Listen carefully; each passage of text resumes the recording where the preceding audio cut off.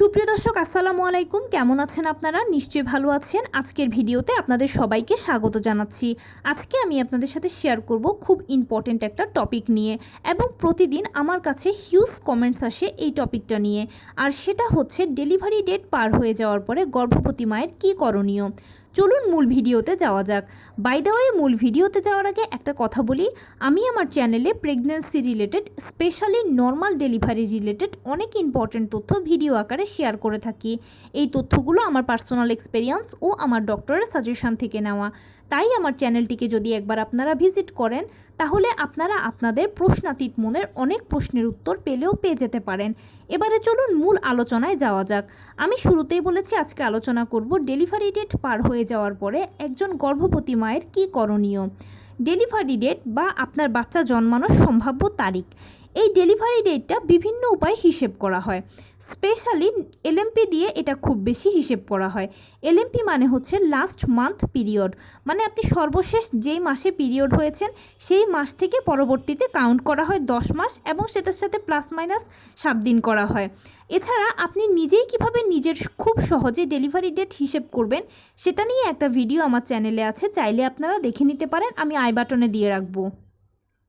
তাছাড়াও আপনি যখন আলট্রাসোনোগ্রাম করবেন তখন দেখবেন যে আলট্রাসোনোগ্রামে প্রথম আলট্রাসোনোগ্রাম করার পরে যেই ডেটটা এসেছে সেটাই আপনার একুরেট ডেলিভারি ডেট। মানে আপনি কনসিভ করার পরে একদম প্রথম যে আলট্রাসোনোগ্রামটা করিয়েছেন সেখানে যে ডেলিভারি ডেটটা এসেছে সেটা হচ্ছে আপনার সম্ভাব্য ডেলিভারি ডেট। কেননা আলট্রাসোনোগ্রাম যতবার করানো হয় ততবারই একবার এক একটা ডেট আসে, তখন পেশেন্টরা কনফিউজড হয়ে যায় যে আসলে কোনটা ডেলিভারি ডেট।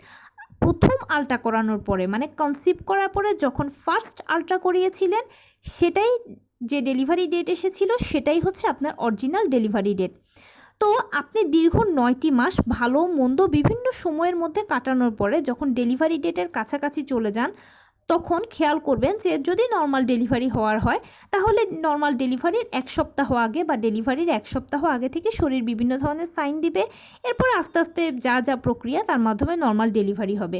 কিন্তু নর্মাল ডেলিভারি যদি না হয়, সিজারিয়ান পেশেন্টদের ক্ষেত্রে কোনো সিমটমস থাকে না, বরং দেখা যায় যে অনেক ধরনের জটিলতা তৈরি হয়, তখন সিজার করাতে হয়। কিন্তু ডেলিভারি ডেটের পূর্বে মায়েদের এটা একটা বড় টেনশনের বিষয় যে পেইন আসবে কি আসবে না, নর্মাল ডেলিভারি হবে কি হবে না, নাকি সিজার হবে। দেখুন, আপনার যদি ডেলিভারি ডেট পার হয়ে যায় তাহলে আপনি 7 দিনও অপেক্ষা করতে পারবেন। আমি আবারও বলছি, আপনার যে ডেলিভারি ডেটটা আছে সেটা পার হয়ে যাওয়ার পরে আপনি 7 দিন অপেক্ষা করতে পারবেন, কোনো সমস্যা নেই। কিন্তু এখানে একটা কথা আছে, এই 7 দিন যে আপনি অপেক্ষা করবেন, অপেক্ষা করার সময় খেয়াল রাখতে হবে আপনি সুস্থ আছেন কিনা, আপনার বাচ্চা সুস্থ আছে কিনা, বাচ্চার নড়াচড়া ঠিক আছে কিনা, বাচ্চার হার্টবিট ঠিক আছে কিনা, পানি ঠিক আছে কিনা, পজিশন ঠিক আছে কিনা, প্লাসেন্টা ঠিক আছে কিনা, সব কিছু ঠিকঠাক আছে কিনা। যদি আপনারা মা ও বাচ্চা উভয়ে সব কিছু ঠিকঠাক থাকে তাহলে আপনারা ডাক্তারের আন্ডারে থেকে 7 দিন অপেক্ষা করতে পারবেন। নিজে নিজে এই কাজটা প্লিজ করবেন না, কারণ অনেক সময় হয় কি যে প্রেগনেন্সি খুব সেন্সিটিভ একটা ইস্যু, তো তাই ডাক্তারের আন্ডারে না থেকে যদি নিজে নিজে করেন তাহলে সমস্যা হতে পারে। আর আপনি নিশ্চয়ই চাইবেন না যে তীরে এসে তরি ডুবুক, শেষ মুহূর্তে বাচ্চার কোনো ক্ষতি হোক, তাই ডাক্তারের আন্ডারে থেকে এই 7 দিন অপেক্ষা করবেন। ডাক্তার যদি অভয় দেয় তাহলে অপেক্ষা করবেন। এখানে আরেকটা ইম্পর্টেন্ট তথ্য দিই, প্রেগনেন্সিতে আপনি প্রথম থেকে শেষ পর্যন্ত একজন ডাক্তারের আন্ডারেই থাকার চেষ্টা করবেন। অনেকে করে কি যে বারে বারে ডাক্তার চেঞ্জ করে, এই কাজটা কখনো করা উচিত নয়। কারণ প্রথম থেকে শেষ পর্যন্ত আপনি যদি একজন ডাক্তারের আন্ডারে থাকেন তাহলে তার টোটাল অবজারভেশন আপনি থাকলেন, তার নলেজে আপনি থাকলেন, এবং শেষ পর্যায়ে গিয়ে আপনার ভালো মন্দ যে কোনো কিছু, স্পেশালি ডেলিভারি ডেটের আগে পরের এই প্রবলেমগুলো বা এই জটিলতাগুলো আপনি ডাক্তারের সাথে ইজিলি শেয়ার করতে পারবেন। ডাক্তারেরও নলেজে থাকবে যে ইনি আমার রেগুলার পেশেন্ট, তাহলে ডাক্তার সেভাবে আপনাকে ভালো একটা সাজেশন দিতে পারবে। এখানে আরেকটা কথা বলি, আপনার ডেলিভারি ডেট পার হওয়ার পরে বলেছি আমি যে 7 দিন অপেক্ষা করবেন। 7 দিন অপেক্ষা করার পরেও যদি দেখেন যে আপনার পেইন আসছে না বা নর্মাল ডেলিভারি কোনো সিমটমস দেখা যাচ্ছে না, তখন সেক্ষেত্রে ডাক্তার যেটা বলে সেটাই করবেন।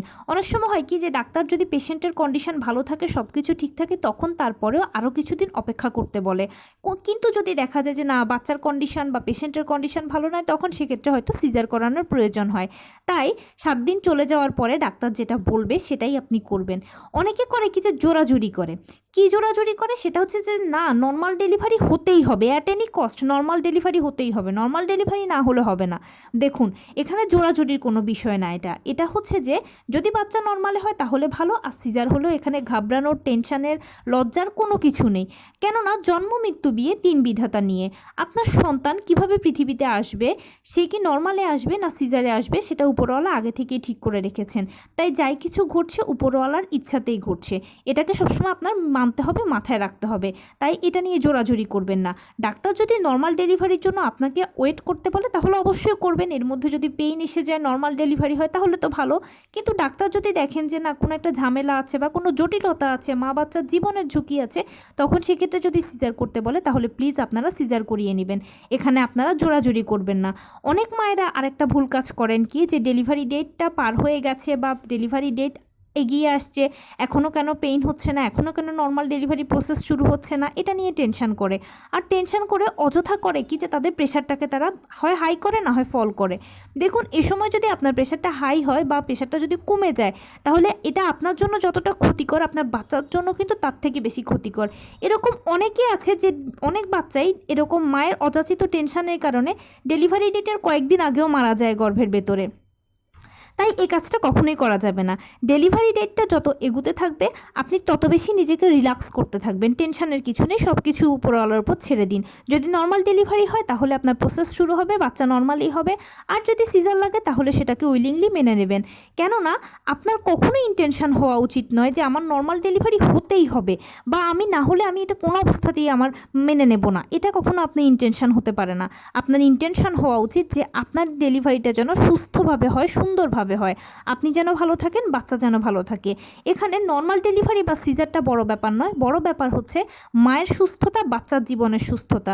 দীর্ঘ 9 মাস আপনি আপনার বাচ্চাকে নিয়ে কষ্ট করলেন, আপনি আপনার বাচ্চাকে নিয়ে এত স্বপ্ন বুনলেন, আপনি নিজেও কষ্ট করলেন। এখন শেষ পর্যায়ে এসে কেন জোরাজুরি করবেন, বা শেষ পর্যায়ে এসে কেন অযাচিত টেনশন করবেন, বা কেন কম্পিটিশন করবেন যে অমুকের নর্মালে হয়েছে আমার নর্মালে হতে হবে, অমুকের সিজারে হয়েছে আমিও সিজার করাবো।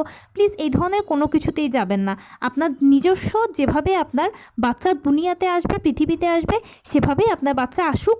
আপনি শুধু সে যেন সুস্থভাবে আসে, সুস্থ থাকে, আপনি যেন সুস্থভাবে তাকে জন্ম দিতে পারেন, সুস্থ থাকতে পারেন, ডেলিভারিটা যেন সুন্দর হয়, স্মুথ হয়, আপনারা যেন খুব ভালোভাবে উদ্ধার হন, এটাই আপনার ইন্টেনশন হওয়া উচিত।